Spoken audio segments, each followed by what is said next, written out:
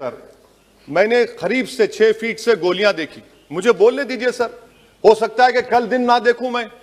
अगर मैं यहां पर नहीं बोलूंगा तो कहां बोलूंगा सर? आप मुझे प्लीज बोलने दीजिए। सर, मैं आपसे गुजारिश यह करना चाहूंगा कि आप हरिद्वार में, रायपुर में और इलाहाबाद प्रयागराज में मेरे बारे में क्या कहा गया, आपके नाईबी की रिपोर्ट है ना, आप क्यों छुपा रहे उसको?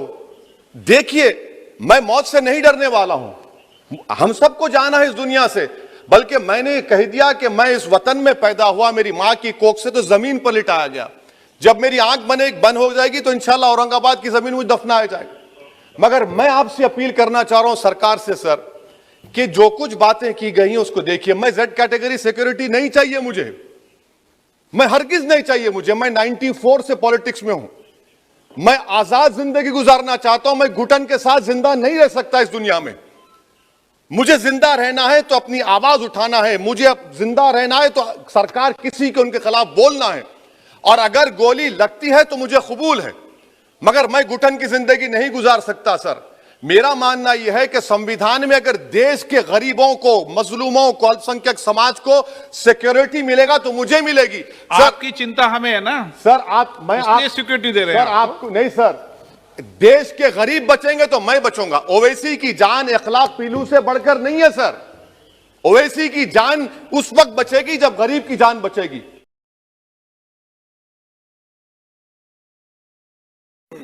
आपका बेहद शुक्रिया कि कल शाम में आपने फ़ोन करके मेरी खैरियत और मुझसे दरियाफ़्त किया कि क्या हुआ, और आपने मुझे बताया कि आपने फ़ौरन पुलिस के आला अहदेदारों से बातचीत भी की। मैं आपका बेहद शुक्रिया अदा करता हूं कि आपने अपनी संवैधानिक जिम्मेदारी को एक रुकने पार्लिमान की जान पर जब कातिलाना हमला किया गया टोल गेट पर, आपने उस बात की, मैं आपका शुक्रिया अदा करता हूं। स्पीकर साहब, मैं मुख्तसर से यहाँ पर यह बात कहना चाहूँगा कि मुख्तलिफ सियासी पार्टियाँ मुख्तलिफ प्रदेश में इख्तिदार पर हैं। ये बात आप तमाम को मैं गोशेगुजार कर रहा हूँ कि आखिर ये कौन लोग हैं जो गोली पर भरोसा करते हैं, बैलेट पर नहीं करते? आखिर ये कौन लोग हैं जो इतना रेडिकलाइज हो चुके हैं कि इनको इस संविधान पर एतमाद नहीं रहा, उनको अंबेडकर के बनाए हुए संविधान के खिलाफ हैं, जो इतनी नफरत पैदा करते हैं? आखिर ये कौन लोग हैं? मैं इसको सियासी गुफ्तगू नहीं करूंगा, ये सबके लिए छोड़ रहा हूं, क्योंकि जहां तक मुझे मालूम कि मैं 2 मरतबा का विधायक हूं, 4 मरतबा का सांसद हूं, और अगर इस तरह से अगर राजनीति आगे बढ़ेगी कि टोल गेट पर गाड़ी रुकती है और 4 राउंड गोलियां चलाई जाती हैं, आखिर इन नौजवानों को ये कैसे रेडिकलाइज हुए? और मैं सरकार से पूछना चाहता हूं कि क्या उन्होंने ये रेडिकलाइजेशन सैयद कुतुब की किताब पढ़कर रेडिकलाइज हुए, अब्दुल्ला अज़ाम की किताब पढ़कर रेडिकलाइज हुए, या अयमन अल ज़ोहरी की किताब पढ़कर रेडिकलाइज हुए? इसीलिए मैंने सरकार से 2015 में कहा था कि इंटरनल सिक्योरिटी डिपार्टमेंट MHA में, उसमें तमाम मज़ाहिब के लोगों का एक काउंटर रेडिकल सेल बनाइए आप। और सर, ये रेडिकलाइज हो चुके हैं तो भारत की, इससे राइट विंग कम्युनिज्म और टेररिज्म बढ़ेगा।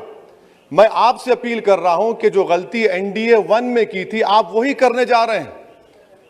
आपको नुकसान होगा, आपकी सरकार को नुकसान होगा, देश को तो, देश की सालिमियत को खतरा तो पैदा हो रहा है।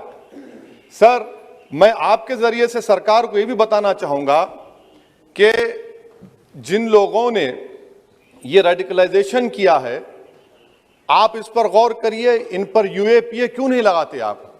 अगर कोई स्पीच देता है, अगर कोई फेसबुक पर किसी क्रिकेट मैच पर किसी टीम की तायीद करता है तो UAPA लगता है।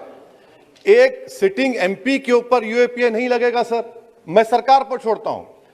सर, चौथी बात यह है कि रेडिकलाइजेशन की जब बात होती है, हमने यहां पर एक कांग्रेस के बड़े नेता से सुना कि 2 भारत हैं दौलत के एतबार से। नहीं सर, भारत की दौलत मोहब्बत है। भारत की दौलत पैसों की दौलत नहीं है, भारत की दौलत मोहब्बत है।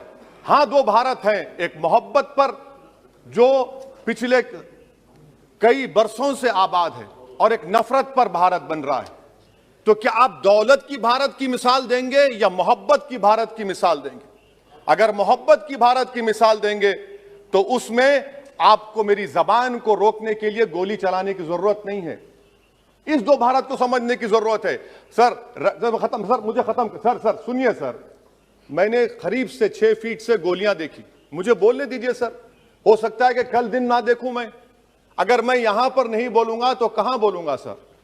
आप मुझे प्लीज बोलने दीजिए। सर मैं आपसे गुजारिश यह करना चाहूंगा कि आप हरिद्वार में, रायपुर में और इलाहाबाद प्रयागराज में मेरे बारे में क्या कहा गया, आपके नाईबी की रिपोर्ट है ना, आप क्यों छुपा रहे उसको? देखिए मैं मौत से नहीं डरने वाला हूं, हम सबको जाना है इस दुनिया से, बल्कि मैंने कह दिया कि मैं इस वतन में पैदा हुआ, मेरी मां की कोख से तो जमीन पर लिटाया गया। जब मेरी आंख बंद हो जाएगी तो इंशाल्लाह औरंगाबाद की जमीन मुझे दफनाया जाएगा। मगर मैं आपसे अपील करना चाह रहा हूं सरकार से सर, कि जो कुछ बातें की गई हैं उसको देखिए। मैं जेड कैटेगरी सिक्योरिटी नहीं चाहिए मुझे, मैं हरगिज नहीं चाहिए मुझे। मैं 94 से पॉलिटिक्स में हूं, मैं आजाद जिंदगी गुजारना चाहता हूं। मैं घुटन के साथ जिंदा नहीं रह सकता इस दुनिया में। मुझे जिंदा रहना है तो अपनी आवाज उठाना है, मुझे जिंदा रहना है तो सरकार किसी के उनके खिलाफ बोलना है, और अगर गोली लगती है तो मुझे कबूल है, मगर मैं घुटन की जिंदगी नहीं गुजार सकता सर। मेरा मानना यह है कि संविधान में अगर देश के गरीबों को, मजलूमों को, अल्पसंख्यक समाज को सिक्योरिटी मिलेगा तो मुझे मिलेगी सर। आपकी चिंता हमें है ना सर, मैं सिक्योरिटी दे रहे हैं सर आपको नहीं सर। देश के गरीब बचेंगे तो मैं बचूंगा। ओवैसी की जान इखलाक पीलू से बढ़कर नहीं है सर। ओवैसी की जान उस वक्त बचेगी जब गरीब की जान बचेगी। इसीलिए मैं आपके जरिए सरकार से अपील करना चाहूंगा कि सर इस नफरत को खत्म करिए, इस नफरत को खत्म करिए और इस पर आप गौर करिए।